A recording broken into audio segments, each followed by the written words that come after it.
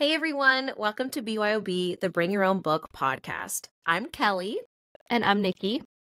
And today we're going to talk about Alicia Thompson's baseball romance, The Art of Catching Feelings.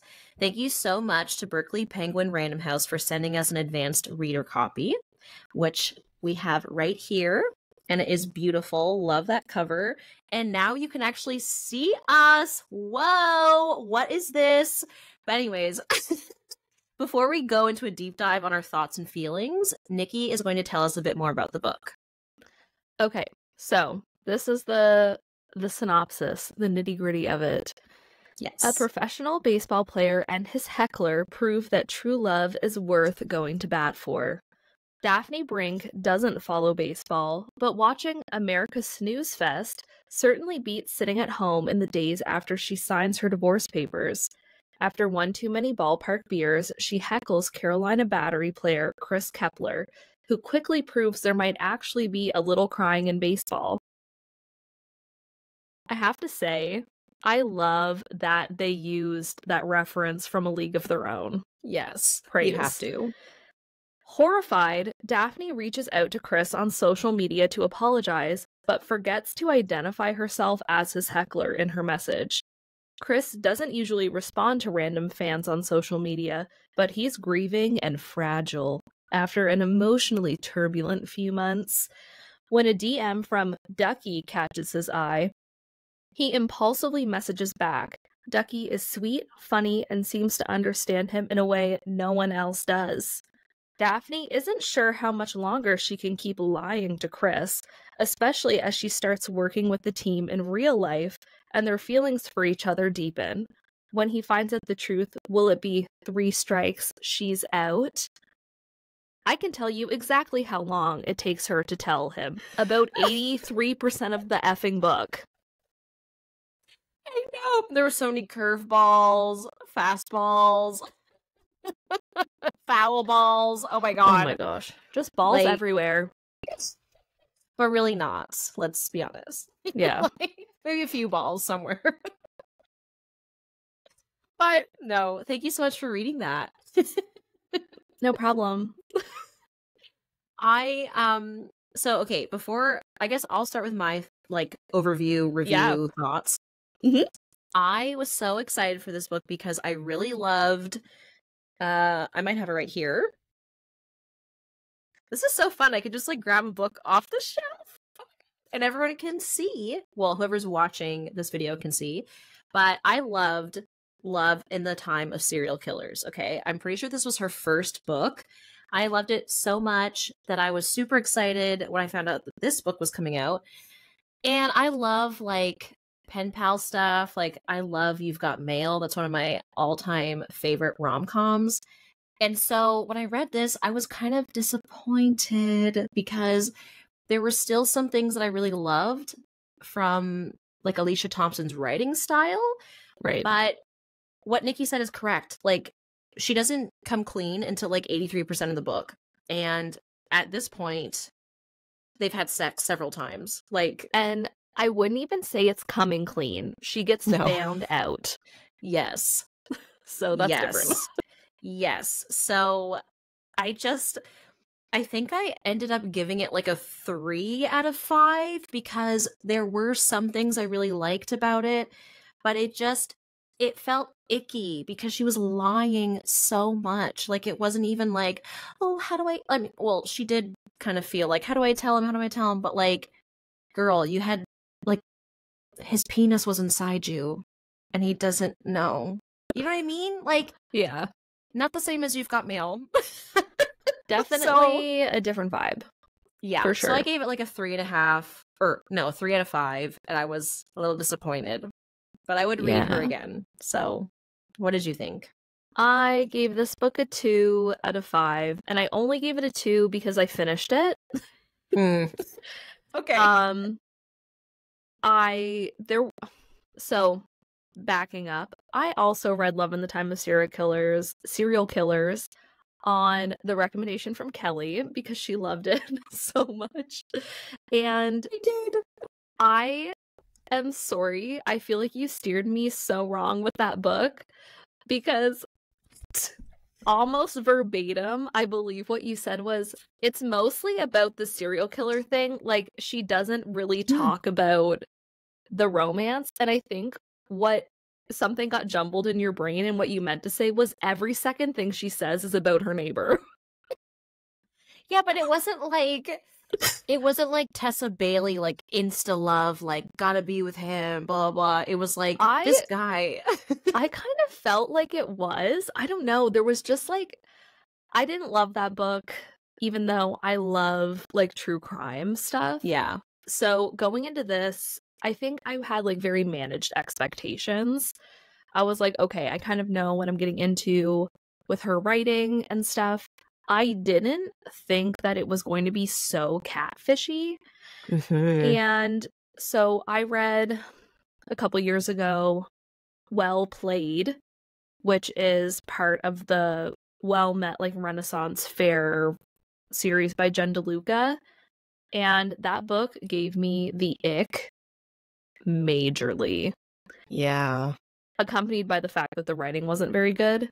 This one, the writing was a lot better, but I just couldn't get on board with any of it because I understand that it was this like miscommunication thing, but I really wish that it would have been like 50% of the way through the book. She said, hey, this is just a misunderstanding. Because, wow, it took way too long. Yeah, or like, maybe don't have her work with him. Right. As her real self. Like, why? This is the thing. I feel so bad because I hate feeling like, well, I'll just pick apart this book and tell you how it should have happened. I know, because I feel like a dick. When you give a rating on something and you give it a bad rating because you thought it was something that it isn't, that's not really super fair because that's not what the book was. So that's kind of your fault for like not reading the synopsis or not managing your expectations or something. Yeah. But at the same time, we gotta say the feelings. Yeah. And I mean, I'm gonna pick it apart. I'm gonna say how this could have worked maybe for me. I love better it. Okay, so what had happened was she heckles him. She's drunk off her ass. She starts heckling because there's this like guy beside her who's drunk heckling people, and she's like, baseball, yeah, I'm gonna join in and like try to do what the locals do, like the fans do. And she heckles this guy, and she doesn't realize until after she does it that he's on the home team. So she's like, oh my god, I just heckled our own people. What am I doing? I'm so drunk. And then he locks eyes with her, and he's like all upset, and she leaves, and she sees later that he was crying, and she's like, what? Because her heckle was not even like that bad, but it like touched a personal thing for him. It was actually quite lame. Yes. And so she was like how heckling goes. Yes. It was something like, are you Christopher Robin because you're playing like Pooh? Something like that. Because his name is Chris. And you find out that it's like, a personal thing about a family member that passed away and all this stuff. So, but yeah, so then what happens is she tries to apologize to him, and she like accidentally erases the part that says, I'm your heckler. And then they start talking together, and then she doesn't tell him, oh my god, I'm so sorry, I am your heckler. And then she gets a job working, which was so weird, working with the team as the sideline reporter. And she has to talk with him as her real self, and he doesn't even care about the heckling. So I just feel like in a way that could have been better to do this is like, if they don't know it's her, she shouldn't work with him. If he does know it's her, he should not like her for much longer. It shouldn't be like, oh, I don't care about the heckle. What? Yeah. Then you should, because like, you have to be with her in close proximity all this time. Then it would have morphed into like that kind of misunderstanding. Like, I don't like you, but I have to be with you for work. Versus more like an enemies to lovers. Yes. Yeah. I Yeah. agree. There was I don't know. I just have a hard time, and maybe people can correct us or tell us what they like about it. I have a really hard time understanding how catfishing can lead to anything sexy. Because speaking as a female, if a man said some rude ass shit to me and then pretended he was not that person and slid in my DMs and wouldn't talk to me on the phone while I talked to them and they masturbated while they send me pictures of their cat, their literal cat, not their like kitty cat. Yeah. And actual kitty cat. Yeah, real meow. And like the list goes on, man. Tells me all of these things that are kind of like half truths.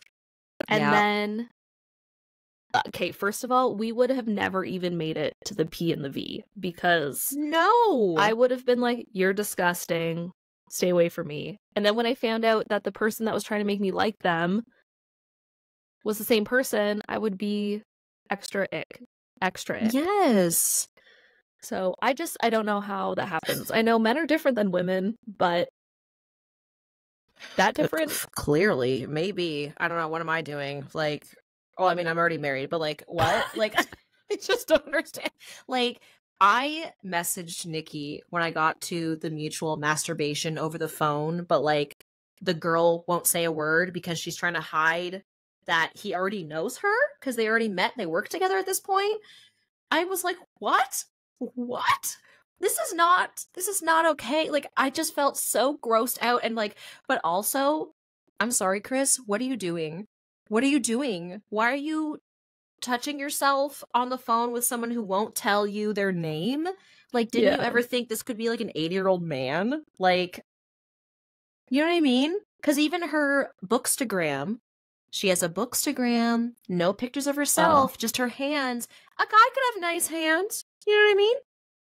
Yep. So, how could you just do that? I don't know. I couldn't do it. It's not. I just feel like not me. It's internet protection 101. Yeah. Don't talk to strangers online, especially if you're famous and you're probably used to trying to be taken advantage of by fans. That's why he doesn't talk to random fans usually in his DMs. I just, like, the urge must be strong because, dude, you have a hand. You don't need to just go out there on the interwebs and try to like Omegle people. That's what this felt like. It felt like being on Omegle when you're Omegle, is that like the chat roulette or something? Yeah. Oh god, I could never do. I'm like, I would be terrified to go on that. I know it was girls scary growing up. Yeah, I know people who went on it and they're like, I saw so many penises. I'm like, ew. Yep. Yep. Not my idea of a good time. That's for sure. It was wild. The Wild West of the internet. But like, also his agent is like, don't text. Writing stays forever. Use the phone. I'm like, she could just record the call. And then you have an audio recording of him jerking it to Ducky. Also, Ducky? like, yeah, she doesn't say anything, so it's not like anything incriminating against her. That's what I mean. I'm just like, do you have two brain cells to rub together? Are you not thinking, what are the implications of... Just you and your hair tonight. Basically, while I'm on the phone quietly. Real. Oh god, like, so many red flags, alarm bells, like, tell me your name. No, you can call me Ducky. Really? What's your name? I'd be like, definitely a man. Yes. And his friend, the baseball player, is it Randy? I want to say. Yeah. Maybe Randy or Gary. It's Randy. He's like, dude, you don't even know who this person is. Like, the one voice of reason. Yeah. You know? But Chris is like, no, it's fine. I know her. do you? Not fine. This is, okay, I don't think this is a hot take, but I think it needs to be said. Yes, for posterity at least. Right. If society just taught men that it was okay to have feelings and like talk about things, this wouldn't have happened, because all she was a faceless entity online being like, I'm so sorry that you're hurt, whatever. And then he starts to talk to her because he's like, I had a connection. But like, there was like a little bit of flirting, but nothing crazy until later. So literally, he was just like desperate to talk about his feelings and to have someone listen to him. Like, that's sad, you know? And like, Yeah. there's so many men in my life where I'm just like, what do you do when you hang out with your friends? Like, because when we hang out, we're like chatting about everything. We're talking about our feelings, good or bad. Like, we're talking about what we ate, like literally everything. I feel like they literally don't talk about anything. I've asked my boyfriend before, oh, when you hang out with your brother, your literal brother, do you talk about your girlfriends or like the tea and stuff? He goes, not really. So what do you talk about? Yeah, but also their version of the tea is like, somebody didn't show up today. I'm like, why? What happened? Where were they? Did you hear anything? No. Did you ask? No. I tell them the 5, is it 5 W's? And the H. Yeah. Who, what, when, where, why, and how. Yeah. Yeah. Give it to me. You don't have any of those? Why are you even telling me? I don't care. Exactly. Doesn't matter. Amateur. Oh. But yeah, no. I just, going back to this book. Sure. I liked some parts of it. Like, I thought some of the stuff was well written. But like, I don't know. I wanted it to be more like You've Got Mail. Yeah. And You've Got Mail. Yes, Tom Hanks, he knows that he's talking to Meg Ryan. He knows that. He finds that out. But like, they don't do anything with their secret identities. They just talk. They don't know anything about each other online. They don't masturbate over the phone or over AOL Messenger. You know, like, they don't have sex. And at the very end of it, they have a friendship, and she kind of stops talking to him online, and then they meet up, and she's like, I wanted it to be you, you know? Versus like, this was not okay. Like, it just boggles my mind. I was so excited for this book. Yeah. I was so excited. Okay. What were things you did like about the book? Since you gave it a 3, you must have liked a couple things. I did. I liked some of the banter, even like within the baseball team. Mm-hmm. I liked some of that. I liked that for the most part, the people felt like real people. Okay. However, that has a caveat of, I found the end of the book to be really telly and not showy, because it was like, I need to make sure the readers are on board with them getting together. Right. And so I'm going to have her explain everything in like a super long DM. It was very long. You could have also just like talked to him in person, maybe, you know, or like done something where you knew he could have seen it instead of waiting like 9 weeks for him to go back to his Instagram because he deleted it. Even like writing a letter or something that you give to him and say, hey, I'm really sorry. This explains everything. If you don't feel like you want to read it, that's fine. Mm-hmm. But this is it. Because I know you probably don't want to have a conversation with me right now. Yeah. Yeah, because that whole thing, it had been like 9 weeks. He saw it after she had sent it 9 weeks previously. Mm-hmm. So, I don't know. At that point, you're really just doing it for yourself because you know he deleted his Instagram. So, you know, I don't know. That was kind of, like, I get it, but I'm also like, that was a weird choice. Like, in real life, you know what I mean? I know it's not real life, but like, hit my mic. This is contemporary romance, okay? So there's no like fire-breathing dragon that he's got to beat off. Well, his fire-breathing dragon. Like, and I liked the stuff. I liked the stuff with him and trying to like come to terms with his career. Like, do I want to do this? Like, what's going on? Because I could relate to that with theater and like having something be your everything, and then you're like, is this my everything? How do I do this in a healthy way? Like, whatever.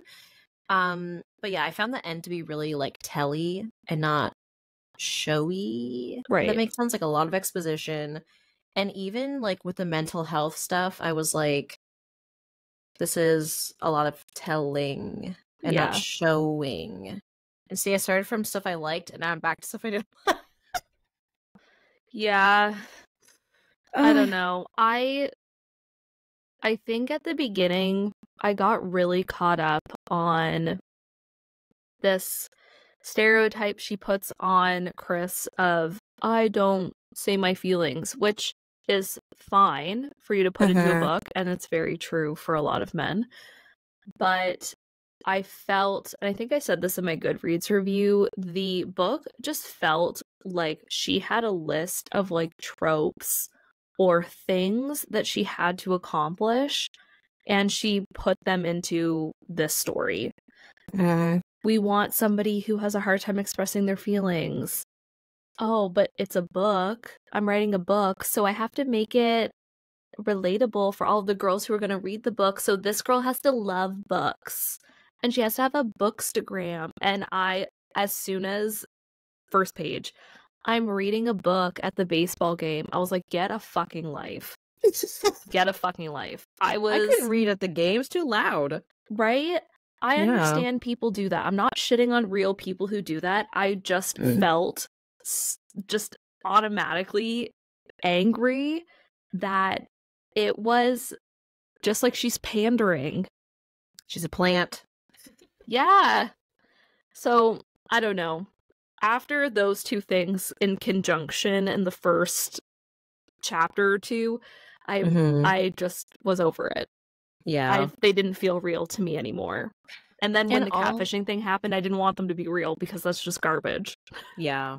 But also, like, the fact that he was grieving and not expressing emotions, right. I'm like, could we not just have one or the other? Like, you know what I mean? Because I do think that's also something that's often used in books is like, if someone's having trouble expressing their feelings or dealing with feelings, it's because of grief. Which, right. yeah, that can be true, but I also think it's just true for a lot of men in everyday life. Yeah. So we could have just had that, like one or the other. Like he's either grieving or he's like locked up, doesn't want to talk about things, and he still had all that baseball stuff. So you could have a lot of feelings about the baseball stuff. Yeah. There you go. Yeah, it just felt like a lot of things that were just stacked up to add. Yeah. Like, oh, I needed to be more. I needed to be more. I needed to be this or that. People love this trope right now. Yeah. Etc. Yeah. There's also, I wouldn't call it a micro trope. I do want to talk about micro tropes one day because I think that'd be fun. Like little things that we love in books. Right. This is a little thing I hate in books. Love it. He left the apartment, the condo, whatever, in a huff, in a hurry, and he says to her, lock up on your way out. How is she going to lock up? She doesn't have keys. How do you lock the door on your way out? So you just left her in your apartment. It's open. She's gone. We're getting really into, like, the nitty-gritty. You'd have to have a doorknob that has the little lock on the inside, so she'd have to lock it and then close the door on herself to lock the door. But also, why would you leave your catfisher in your apartment? She could go through all your stuff. She could steal your personal information. She could shit on your concrete dining room table. I don't know. She pillow. Could do. Yeah. She could do literally whatever she wanted to do. She could eat all your pasta. I don't know. Like, you just don't know. So, if I was him, I would have said, you need to leave. Yeah. I'm not leaving. You're leaving. Grab your stuff and go. Place. Yes. Oh my god. Yeah. Anyway, this book riles me up. I feel like I could play a game of baseball after this. Well, I was Out of gonna my say, energy. yes, one of the good things I liked with this book was that I loved that she was not into baseball. I'm also not into baseball, but by the end of it, she had some kind of appreciation for the sport, for the culture, whatever. And I did feel kind of a part of that by the Right. end. So I thought that was done really well, and I liked it because I've read other sports books where that was not the case. So Yeah, which I I'm don't not like going to get into this baseball, episode. but No. it was baseball was probably one of my favorite parts of the whole book. I liked when they went and did the day, like the field day with the kids. Oh, see, I didn't. I was like, but move on. like I liked it, but at the same time, she's like, I planned something for you to do, community service. Maybe I'm just not a generous person. It's not true. Like, I don't know, but I would feel like I need to emotionally prepare to do something like this. You can't just spring it onto me that I'm now going to be teaching 15 to 20 little tykes how to play baseball and signing their autographs, and they're touching me with their grubby little hands, and yeah, this sounds like a terrible bachelor date. You know what I mean? Yeah. Like, I finally get a one-on-one date, and he's like, yeah, I have something really cool planned for us, and then they have to, like, go, like, again, I sound like a bitch, but, like, whatever. Tell me I'm wrong, okay? If you were like, yes, I'm going on a one-on-one with the bachelor, like, some people go in a helicopter, some people, like, go spelunking, like, all sorts of crazy things, and I'm gonna go serve people at a soup kitchen for hours. Right. It's not that I'm not, you know, I couldn't do the soup kitchen myself because that's a lot of people. I've worked in food service, so I'm like, hell no, this is just not my jam. But, like, you know, yes, it's good to help people, but for your date, you're all excited, you go, and then you're like, oh, I'm working.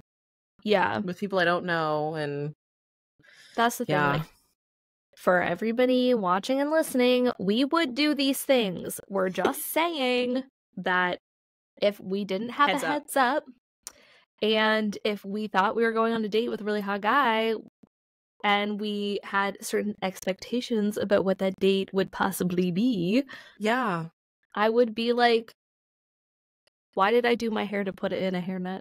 Why did I Oh my god, and listen to kids, like, razzing me about how badly I'm doing at my job. Like, hi, let's go hit a ball. You suck like, this season. Cool. Thanks, I know that. I'm the professional. It's like Space Jam, but not as good. Because Space Jam is great. The first one. And there's no catfishing. Yes. The only catfish, if you could even call it that, which it's not, is when he labels his water Michael's special stuff or special juice or whatever. Oh, People are going to listen and be like, you're wrong, Kelly. That's not what he labels it. I don't know, but you know what I'm talking about. He labels his water, and all the Looney Tunes think they're going to be buff and so good like Michael Jordan. So he's like, it's just water, kids. Yeah. Confidence. With a little bit of cocaine in it. They don't tell you that part. I'm kidding. Probably. I'm just saying, like, you know, no matter, I mean, I don't really do surprises in general, but, like, a heads up would be good before I had to go be around kids for hours in the sun. Yeah. That's all I'm saying. But, and then she doesn't even, like, well, I guess the whole point of it was so he could, like, fall in love with baseball again. But I'm like, you could have taken a picture to, like, do your job while you were doing your job. I agree. You know? But whatever. What did you think about... Oh, yes. What did you think about her brother and the whole, like, divorce situation? 'Cause, yeah... Well, pause. The brother, I was just kind of like, you're not a very attentive husband. So maybe you should get a divorce. Right. I kind of was hoping that they would, because Yeah. Yeah, I don't know. I think that him not realizing that all of the mean stuff he said to her as a kid was like affecting her. You're what, 30 years old now, you don't have enough like I don't know, like compassion to understand that when you were a teenager you were a dick. I don't think the problem is that he was a dick to his sister when he was younger. I'm sure all siblings have that. But just being able to acknowledge it when you're older and like, hey, that maybe really affected you. Especially because I was doing that shitty stuff with my best friend who would later become your husband, who would keep being shitty. Yes. The divorce, great, good for her. Like, divorce that bitch. Yeah. Yes. Yes. I don't know. Like, and it's hard to, I tried not to really like have a lot of feelings about the brother is still like best friends with him and stuff, because they have their own relationship and you can't expect everybody in your life to cut other people out of their lives for you. Like, it should be enough for them to just say, I'm not going to bring them up, or I'm not going to bring them around you.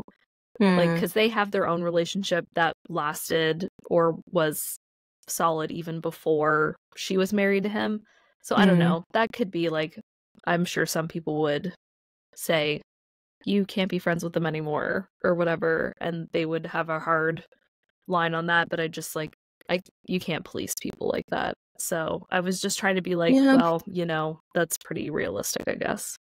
I got annoyed at the brother, and I think Daphne did call him out on it, which I was like, okay, good, because if not, I was gonna call him out on here, which I'm gonna do anyway. But like, I just think it's really telling and odd at the same time that he was like, I almost told you not to marry him the day before because I didn't think he was a good partner. And that's your best friend. So I'm like, that's the company you choose to keep. Right. You know, I agree with you. I think it is kind of not fair to be like, you can't hang out with this person anymore. I think the only time that I could like justify someone saying that was if it was like an egregious thing. Like if there was like abuse, like physical abuse, sexual abuse, you know, I could understand that gets messier. Yeah. And definitely. like you have to kind of reconcile with that yourself, like if you're the brother. But like the fact that he was like, yeah, I didn't think he was good for you, I didn't want you to marry him, I was like, what? Like, yeah, I feel like you should choose voice to keep that. him around. Yes. Yeah. I just think it says a lot about him that that's your best friend, because I don't have any friends where I'm like, I don't think you're a good partner. Like, I don't think you're a good person. Like, why would you be my friend then? Yeah, like, I don't know, because like, speaking from personal experience, I don't blame people for staying friends with my ex-husband. They're not in the same relationship that I was in with him. He doesn't, when you're in a relationship with someone, this is going to sound bad, there's a certain amount of policing that can happen. You want to be with somebody who is X, Y, and Z, or does X, Y, and Z, and the person that you're with will accommodate you in those things, even if they're not very important to them, because you're important to them. So in that way, I was policed by my ex-husband for certain expectations that I did not want to follow, which is why we got divorced. But he doesn't do that to his friends. He doesn't say, hey, you're my friend, so I want you to eat this way or exercise or like blah, blah, blah. So I'm not going to say to them, oh, you've known him for years, but he did this to me and you can't be friends with him anymore. Yeah. They don't have the same relationship. And I feel like that's kind of what this situation was. Like, he wasn't abusive to her physically, but the expectations that he was putting on her and the things that he wanted her to be okay with were things that she just ultimately couldn't accommodate. Yeah. That's not her fault. And I would say it is his fault for having unrealistic expectations about what he should be asking of a partner. But in the end, if that's what he wants, that's his prerogative, I guess. Yeah. So, I don't know. This is turning into like a marriage health podcast, but like that's It's kind part of of the where book, though. that's kind of where my thoughts are on that. It's complicated and every situation is different, but Yeah. you know, I'm just saying, if I was friends with someone who was going to marry my sister, because I do have a sister, right? If they were going to get married, and I was like, he is a terrible partner, but he's Yeah. my best friend. How is that your best friend? You know, Right. like, I don't know. That's the weird thing when it's your family member of like, yeah, I'd be like, dude, maybe you should like be nicer to my sister. Well, you know, I think that's the thing, like with when it comes to it being your family member. I don't have Yeah. siblings, and my ex-husband didn't have siblings, so there wasn't like Mm. there wasn't anybody else looking at us quite like that. Yeah, if my best friend was being shitty to my sister or my brother, Yeah. that would feel way different than being like, wow, he's kind of shitty to his girlfriend. That's not my problem. Yeah. I can say to him, you're being shitty to your girlfriend. But in the end, if they break up, I don't know the girlfriend. They're not my problem or my like responsibility, or like I don't have to deal with the fallout of what that situation causes. And I'm not saying if your best friend is like hitting their girlfriend, you say, oh, you're just being kind of shitty. You say, that's wrong. And you know, but I just mean like normal shittiness, not extreme problems. Like emotional immaturity or incompatibility. Yeah. So I don't know. And he like buys her a baseball ticket, be like, you can rekindle. Like, ew. Like, trying to keep the dream team together, I guess. But well, that's the thing. Like, if he didn't think they were good together, he should have just let sleeping dogs lie. Like, why are you trying to set them back up again? Right? That didn't make sense.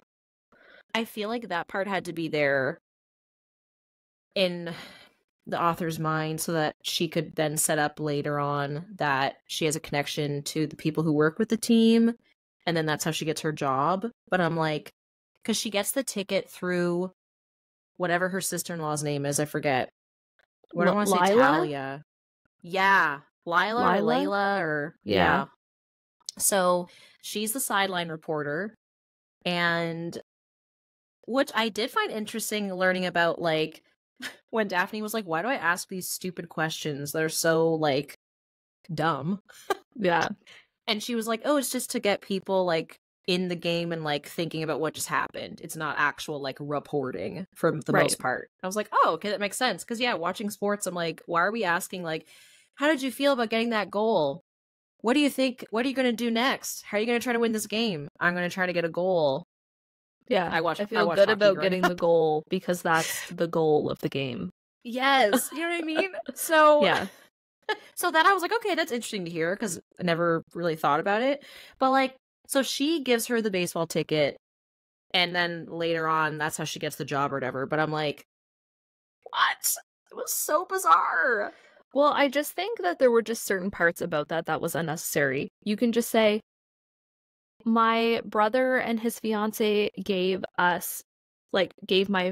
friend and I tickets because I had just gotten divorced and they wanted to try to cheer me up and give me a day to go and do something fun.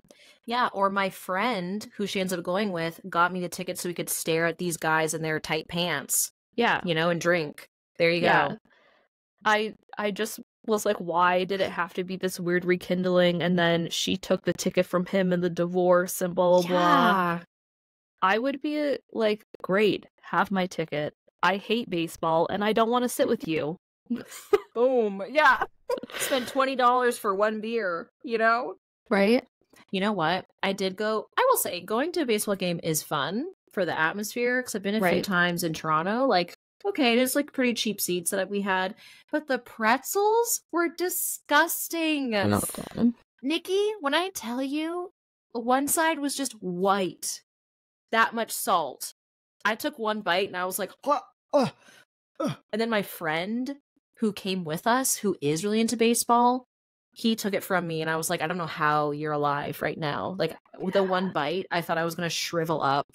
and just like it was that much salt. Why is my sweatshirt like climbing backwards? I don't know. That's how like I am about this pretzel.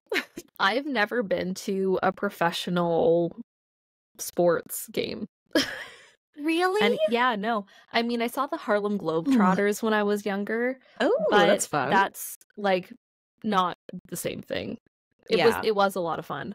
Yeah. But yeah, I've never been to a baseball game or an NHL hockey game or anything like that. But I want to go just because I am somebody that if everybody else is getting really hyped, I will get really hyped.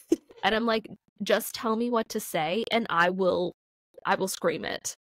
I will be there. And I just want to like eat the hot dogs. I don't know. I have this like thing in my mind that like the hot dogs are going to be like extra good. The street dogs are way better than normal dogs. Like I gotta say, yes, for baseball. For hockey, like no, you don't go for the hot dogs, but baseball, yes. Yeah. Honestly, I love sports. I grew up watching hockey all the time. Now Scott and I watch not baseball. Obviously not basketball. But it's so much fun going to the games. We have to go sometime to something. Yeah. I think it'll be fun. Yeah, it was never a thing. I mean, I watched golf growing up. It's not as exciting. I'd be like, oh. And by watch golf, I mean I sat there while my parents were like asleep on the couch because golf was on.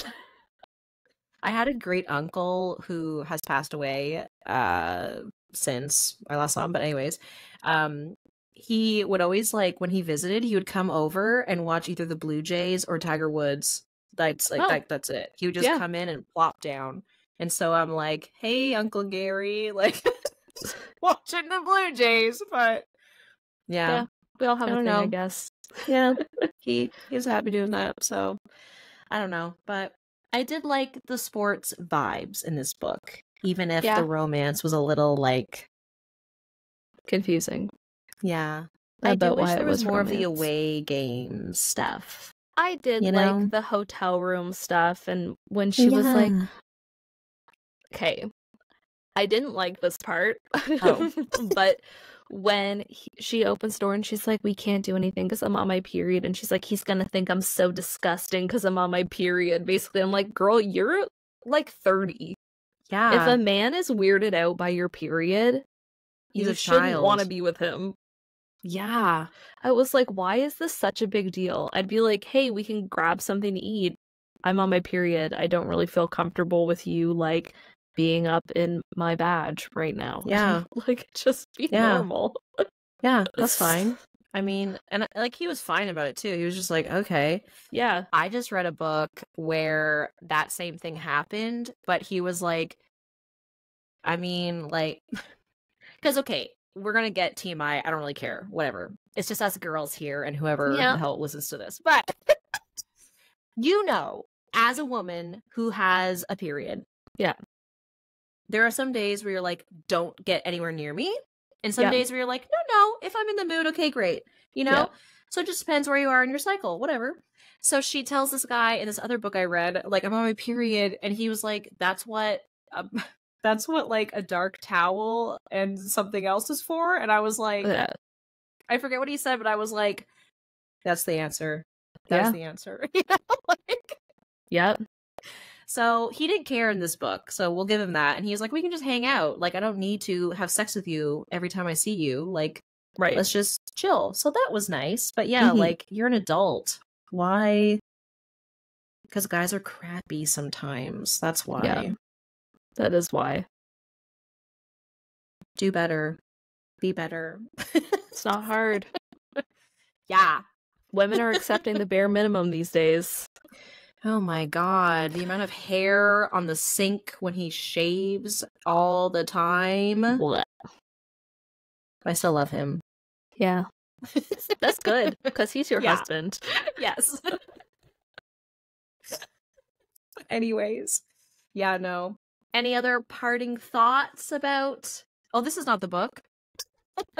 Any other parting thoughts about The Art of Catching Feelings? I do love the cover, though, I gotta say. It's giving me Never Been Kissed. Have you seen that? Is that? Does that have Drew Barrymore in it? Yes. No, And I haven't seen it. okay, I loved it.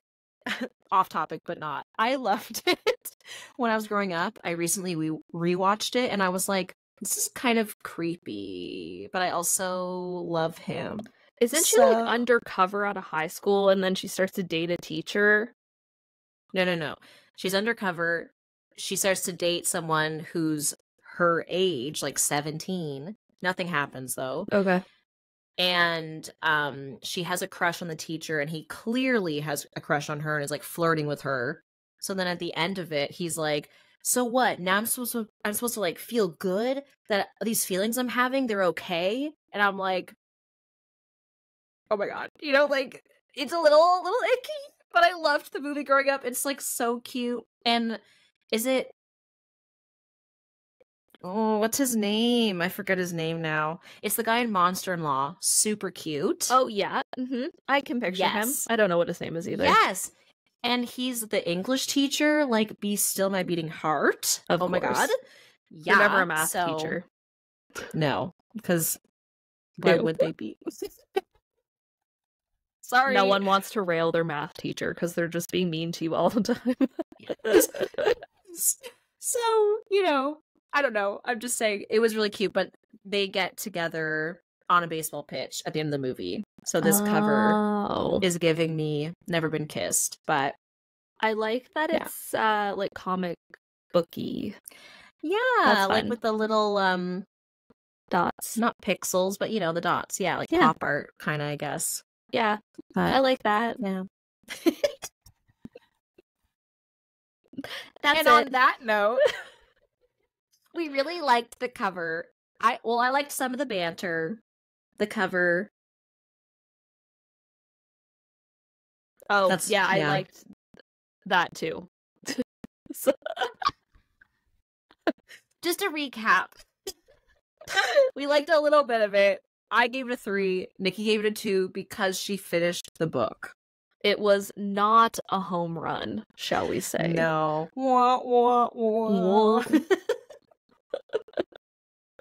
So with that, I think that's about all we have the energy for with this book. But thank you so much for the advanced reader copy, because even though it wasn't a 5 out of 5, I did have fun with most of it, some of it. So, but yeah, thank you so much. We really, really appreciate that publishers take the time to reach out to us. Yeah. No, they can't all be 5 stars, right? So, but even though I didn't enjoy this book as much as I wanted to, I do enjoy her writing style for the most part.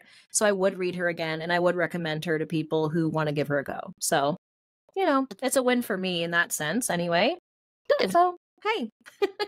Thank you so much for listening to us, or for those of you who are watching us in our new format. How wild is this? If you want to stay up to date with our bookish antics when we're not on the air, you can follow us on our Instagram at BYO Book Podcast, or our TikTok at Bring Your Own Book Podcast. And remember, not every book has to be a home run. So until next time, see ya.